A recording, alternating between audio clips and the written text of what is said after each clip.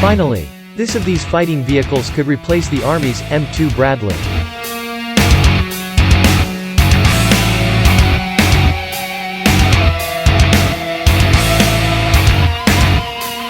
One of these days, the U.S. Army really will replace its M2 Bradley fighting vehicle. Could the umpteenth time be the charm? After multiple failed attempts, the latest competition to replace the Cold War-era Bradley infantry fighting vehicle has drawn 5 contestants. The Optionally Manned Fighting Vehicle, OMFV, competition includes all of the big names in U.S. land power, plus companies from Germany and South Korea. The Army will ultimately buy thousands of the new vehicles, which are designed to carry an infantry squad into combat. The M2 Bradley entered service in the 1980s as the first American infantry fighting vehicle, IFV, a new concept pioneered by the Soviet Union. Unlike previous infantry carriers, which dismounted their soldiers before battle, the Soviets designed their BMP-1 to carry an infantry squad throughout a battle, maintaining a unit's battlefield momentum.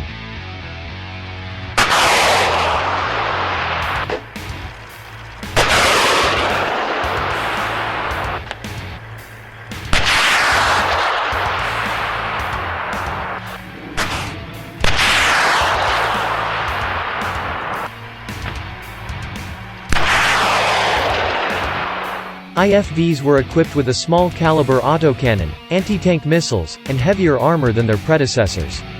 The Bradley served on throughout the Cold War and beyond, first seeing combat in the 1991 Gulf War, and then the 2003 invasion of Iraq. The Army has steadily upgraded the Bradley over the past 5 decades, but the service never intended the IFV to last as long as it has. The Army has tried to replace the Bradley at least 5 times since the early 2000s, spending nearly $20 billion without producing a single working vehicle.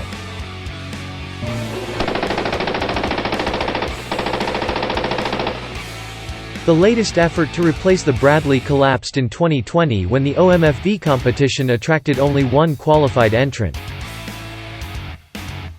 But now, the contest suddenly has 5 entrants: BAE, General Dynamics Land Systems, Raytheon, Rheinmetall, Hanwha, Oshkosh, and a new company from Michigan called Metal Ops. The OMFV will be capable of robotic operation. Most, if not all, of the entrants will include artificial intelligence, anti-tank missiles, flying drones, and an active protection system capable of shooting down incoming rockets and missiles. The Army also wants a beefier gun than the Bradley's M242 25mm autocannon to engage more heavily armored targets at longer ranges. Here's what we know about the 4 major contestants, excluding Metal Ops. The KF-41 Lynx is a partnership between the US-based Raytheon and the German defense contractor Rheinmetall. The Lynx has a crew of 3, and can carry 8 soldiers in the back. That's 1 more than the M2 Bradley.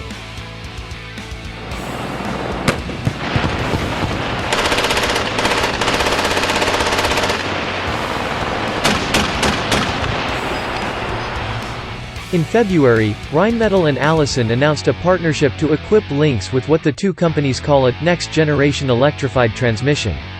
Raytheon will reportedly add its Coyote airborne drone to the vehicle, giving the KF-41 eyes over the battlefield. The Lynx is armed with a Lance 2.0 turret that includes a 35mm cannon and mission pods capable of carrying anti-tank guided missiles, drones, or loitering munitions. The vehicle is equipped with a modular armor system that weighs between 37 and 55 tons, according to Breaking Defense. The system would allow the Army to deploy Lynxes with less armor to places where local bridges couldn't support the weight of a 55-ton vehicle. BAE's entry is a bit mysterious.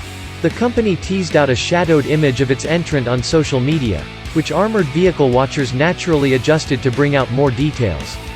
The vehicle appears to be the company's Armored Multi-Purpose Vehicle, AMPV, which it designed for the U.S. Army as a personnel carrier, mortar carrier, headquarters, and medevac vehicle. The AMPV is actually derived in large part from the M2 Bradley, leading some to call it Bradley Next Generation.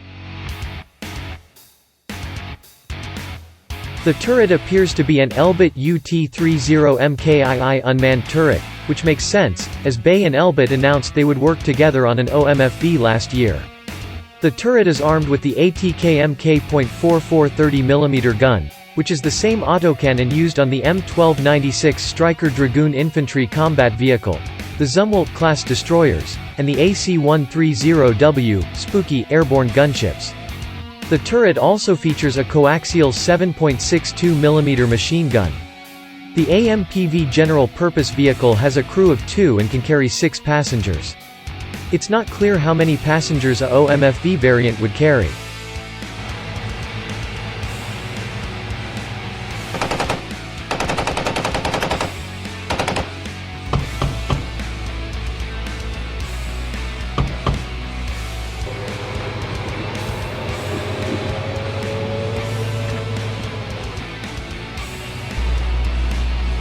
General Dynamics Land Systems, the company behind the M1A2 Abrams main battle tank and the Stryker infantry vehicle, has submitted a concept design proposal for the OMFV. The company claims that next generation design will provide enough of a leap forward to exceed the present Bradley while still providing room for growth in the years to come.